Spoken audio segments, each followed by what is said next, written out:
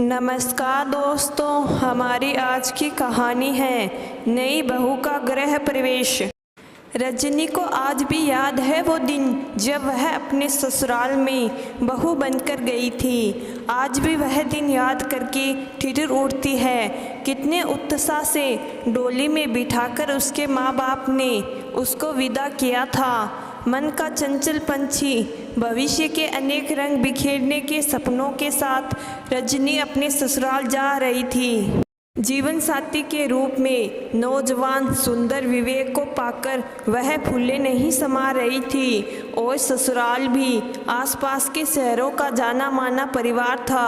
वह खुद को बहुत ज़्यादा भाग्यशाली समझ रही थी। उसके पांव जमीन पर नहीं टिक रहे थे। 1 घंटे की दूरी थी मायके से ससुराल की, पर विवेक ने बताया वे दोनों पहले होटल जाएंगे।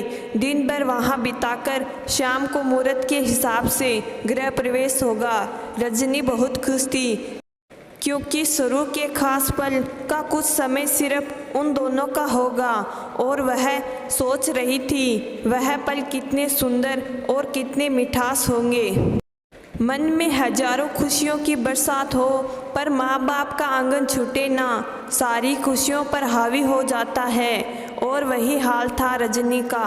विदाई के समय रो रो कर उसका बुरा हाल था। विवेक ने अपनी बाहों का घेरा बनाकर उसके हाथों को अपने हाथों में ले लिया और आंखों ही आंखों में उसे जता रहा था कि विवेक हमेशा उसके साथ है। गाड़ी स्टार्ट हुई। ननंद और नंदोई के साथ विवेक और रजनी प्रस्थान कर गए। मजाकिया स्वभाव वाले नंदोई ने बहुत जल्द ही माहौल को हल्का बना दिया और वह चारों होटल पहुंच गए।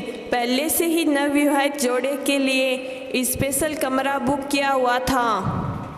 रजनी और विवेक को वहां पहुंचाकर ननंद और नंदोई वहां से रवाना हो गए। विवेक और रजनी अपने जीवन का नया अध्याय शुरू करने जा रहे थे।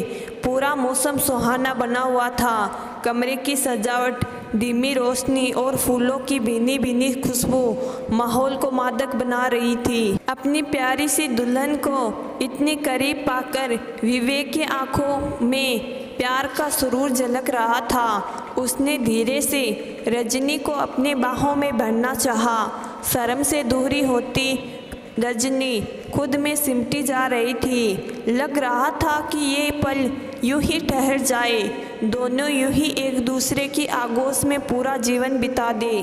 तभी फोन की घंटी बजी और प्यार की तरंग लहरें वहीं ठहर गई। विवेक ने बेमन से फ़ोन उठाया। हेलो, हाँ हम अभी पहुँचते। पहले फ़ोन क्यों नहीं किया? गाड़ी की ज़रूरत नहीं, हम टैक्सी से आ जाएंगे। अचानक से यह क्या हो गया? रजनी जल्दी चलो, हमें अभी घर जल्दी चलना होगा। क्या हुआ विवेक? माँ की तबीयत अचानक बिगड़ गई, अस्पताल लेकर गए हैं। तुम्हें घर ड्रॉप कर मैं हॉस्पिटल के लिए निकल जाऊंगा। अरे यह क्या हो गया? रात को तो मम्मी ठीक थी, क्षण भर में पूरा माहौल बदल गया। खुशी और उमंग की जगह बेबसी और दुख का वातावरण छा गया। दोनों टैक्सी लेकर घर पहुँचे। कल जो घर चहक रहा था आप सबकी उपस्थिति के बावजूद वीरान लग रहा था। अभी तक लाइटें, फूलमाला सजावट है वैसी ही थी, लेकिन चारों तरफ से दुखों का पहाड़ टूट गया था। सरिता जी ने इतने उत्साह से इकलौते बेटे की शादी की थी। किसी तरह से शादी तो हो गई, परंतु बहू के गृह प्रवेश के वक्त खुद हाजिर उपस्थित नहीं थी। बहुत ही सादे तरीके से रजनी का गृह प्रवेश किया। बुआ, चाची, मासी ने उसे परीक्षा और घर के अंदर आए। किसी ने कुछ नहीं कहा, परंतु दबी जबान से सभी रजनी को अपशगुनी ही कह रहे थे। तभी छोटी ननंद और बड़ी ननंद ने आकर सबको शांत कराया और बताया कि अभी मम्मी आईसीयू में हैं। एक बार फिर सन्नाटा छा गया। विवेक भी अस्पताल चला गया। पापा जी पहले से ही थे। सबके मना करने के बावजूद वह रात को वहीं रुका। अगले दिन सुबह से रिश्तेदारों का जाना शुरू हो गया था।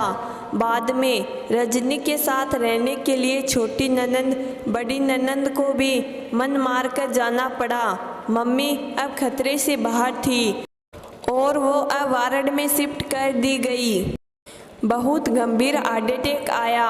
अगर उसे समय पर अस्पताल में नहीं लाया गया होता तो शायद वह नहीं बचती। डॉक्टर ने विवेक को बताया, परमात्मा की कृपा रही, जान बच गई, परंतु अभी सप्ताह 2 सप्ताह अस्पताल में ही रुकना पड़ेगा।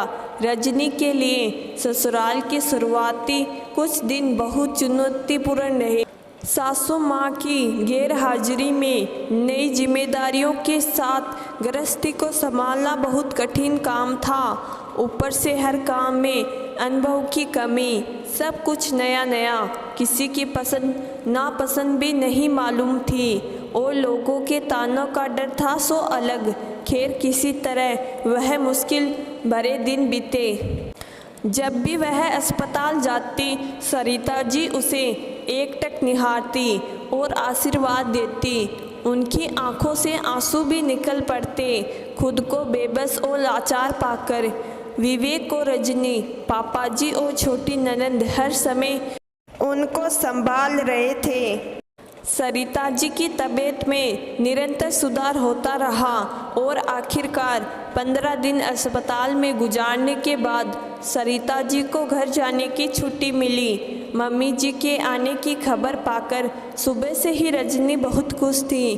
उसने दरवाजे पर सुंदर सी रंगोली बनाई, पूरे घर की सजावट की और उनके लिए खास तौर पर हल्का खाना तैयार किया। शादी के बाद पूरा घर अस्त व्यस्त हो गया था, परंतु रजनी ने पूरी जिम्मेदारियों से सब कुछ संभाल लिया था। सरिता जी घर को देखकर आश्चर्यचकित थी। आज एक अनोखा गृह प्रवेश था। बहू घर की देहरी पर खड़ी होकर सासू माँ का स्वागत कर रही थी। सरिता जी ने घर में कदम रखा और रजनी का चेहरा चमक उठा। रजनी ने अपनी सासू माँ से कहा, मम्मी जी मैं आपको बहुत याद कर रही थी। अब आपको कोई काम नहीं करना, बस आप हमारे साथ रहिए। इस छाँव के बिना हम बिखर गए थे। रजनी बिल्कुल सही कह रही है सरिता, तुम घर का स्तंभ हो। तुम स्वस्थ रहो, हम सब स्वस्थ रहेंगे और खुशल रहेंगे। पर इतना ज़रूर कहूँगा कि रजनी ने सब कुछ बहुत अच्छे से संभाल लिया। विवेक के पापा ने कहा, अरे भाई कोई मेरी भी तो तारीफ कर दो। मैं भी भाभी के पीछे पीछे हर समय। ननंद ने मुस्कुराते हुए कहा, बेटी बस 1 सप्ताह और रुक जा, इन दोनों को हनीमून बनाकर आ जाने दे, तब तू जाना। मेरी तबीयत में इन बेचारों का यह सुनहरा समय कैसे बर्बाद कर दिया। बात तो तुम्हारी सही है, पर भैया अगर जेब ढीली करे तो मैं अपने पति से बात कर लूँगी। बेटी ने फिर हंसते हुए कहा। सभी हंसने लगे। बहुत दिनों बाद घर में एक बार फिर से पहले जैसे चहल पहल हो रही थी। रजनी अब सासू माँ के संरक्षण में खुद को सुरक्षित महसूस कर रही थी और सरिता जी भी इतनी होनहार बहू पाकर खुशी से सराबोर हो रही थी। तो दोस्तों मैं आशा करती हूँ कि आज की कहानी आपको ज़रूर पसंद आई होगी। धन्यवाद।